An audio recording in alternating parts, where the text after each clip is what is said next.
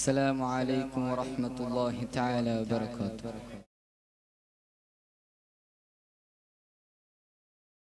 بسم الله العظيم قدرة والشان شديد البطش والبرهان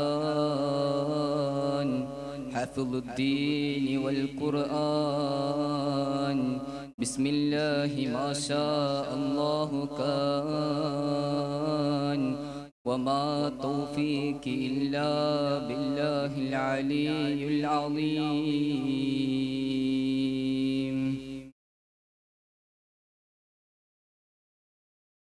പ്രിയപ്പെട്ട ഉസ്താദുമാരെ, എൻ്റെ മുന്നിലിരിക്കുന്ന മുത്തുമുഅ്മിനീങ്ങളെ, മരണം എന്ന വിഷയത്തെക്കുറിച്ച് ഒരു രണ്ട് വാക്ക് സംസാരിച്ച് എൻ്റെ വാക്കിൽ ഞാൻ ചുരുക്കാൻ നാഥനായ അല്ലാഹു തൗഫീഖ് നൽകട്ടെ. ആമീൻ. മുഅ്മിനീങ്ങളെ, ഒരു മനുഷ്യൻ ലോകത്ത് ജീവനോടെ ഇറങ്ങിയിട്ട് വന്നാൽ, ജീവനോടെ അവൻ ലോകത്തിലേക്ക് വന്നാൽ അവൻക്ക് മരണം ഉറപ്പാണ്. അത് എത്ര വലിയ കോടീശ്വരനാണെങ്കിലും എത്ര വലിയ പണക്കാരനാണെങ്കിലും ഒരു മനുഷ്യർക്കും മരണത്തെ തടുക്കാനാവുകയില്ല. എന്റെ മുഅ്മിനുകളെ, നീ ഈ ലോകത്ത് വരുമ്പോൾ അല്ലാഹു തആല നിന്റെ റെക്കോർഡ് ബുക്കിൽ എഴുതി വെച്ചിട്ടുണ്ട്. നിന്റെ റെക്കോർഡ് ബുക്കിൽ അല്ലാഹു എഴുതി വെച്ചിട്ടുണ്ട് നീ എപ്പോഴാണ് മരിക്കേണ്ടത്, നീ എപ്പോഴാണ്, ഏത് സമയത്താണ് മരിക്കേണ്ടത്, എപ്പോഴാണ് മരിക്കേണ്ടത്, നട്ടപ്പാതിരക്കോ സുബഹിക്കോ രാത്രിക്കോ എന്ന് മരിക്കുന്നത് അല്ലാഹു തആല നീ ജനിച്ച് ഈ ഭൂമിയിലേക്ക് ഇറങ്ങി വന്നപ്പോഴാണ് അല്ലാഹു നിന്റെ റെക്കോർഡ് ബുക്കിൽ എഴുതി വെച്ചിട്ടുണ്ട്. മുഅ്മിനെ, നമുക്ക് വിഷയത്തിലേക്ക് അടുക്കാം.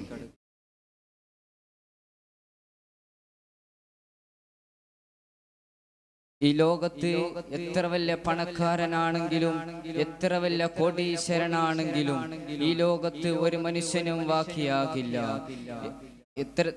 ഇപ്പോൾ നീ ഈ ലോകത്ത് വിലവെടുപ്പുള്ള ഡ്രസ്സ് ധരിച്ചിട്ടാണ് നീ നടക്കുന്നത്. AC കാറിലാണ് നീ സുഖസുന്ദരമായി നീ യാത്ര ചെയ്യുന്നത്. ബംഗ്ലാവ് പോലത്തെ കരകട്ടി നീയാണ് ജീവിക്കുന്നത്. പക്ഷേ മുഅ്മിനേ, നീ അവസാനം കടക്കേണ്ട ഖബറുണ്ടല്ലോ, നീ അത് പക്ഷേ നീ ഓർക്കുന്നില്ല. മഹ്ശറ എന്ന ലോകമുണ്ടല്ലോ, അത് നീ ഓർക്കുന്നില്ല. ഈ ലോകത്ത് മാത്രം നീ സന്തോഷിച്ചു പോകാമെന്ന് മാത്രമാണ് നീ ഓർക്കുന്നത്. മുഅ്മിനുകളെ, ഇക്കാലത്തുള്ള ജനങ്ങളുണ്ടല്ലോ ഈ ലോകത്തിന് മാത്രമാണ് ജീവിക്കുന്നത്.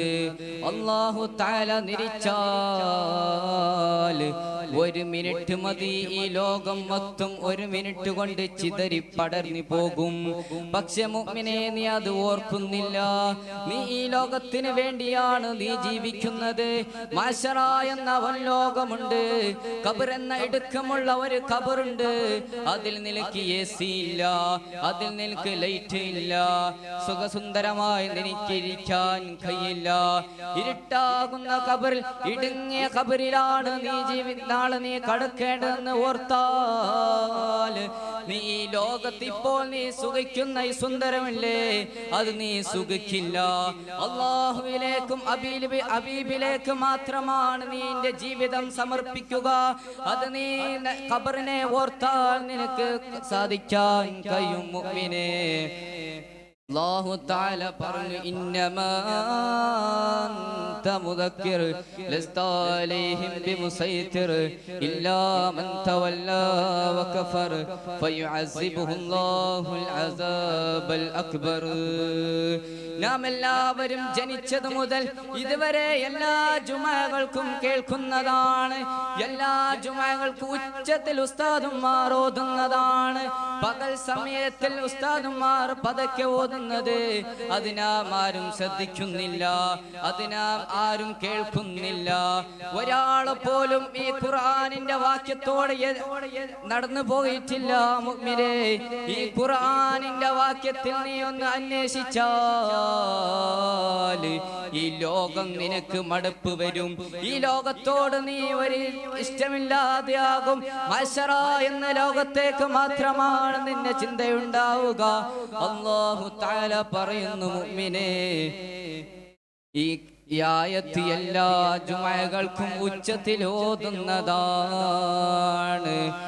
അപ്പോൾ പറയുന്നു, മുഅ്മിനുകളെ, അപ്പോൾ നാം ചിന്തിക്കേണ്ടതുണ്ട്, എന്തിനാണ് ഈ ഖുർആൻ ജുമഅകൾക്ക് പതുക്കെയും വെച്ചും ഓതുന്നത്? എന്തിനാണ്? നീ ഒരു ഉസ്താദിനോടോ പണ്ഡിതനോടോ ചോദിച്ചിട്ടുണ്ടോ?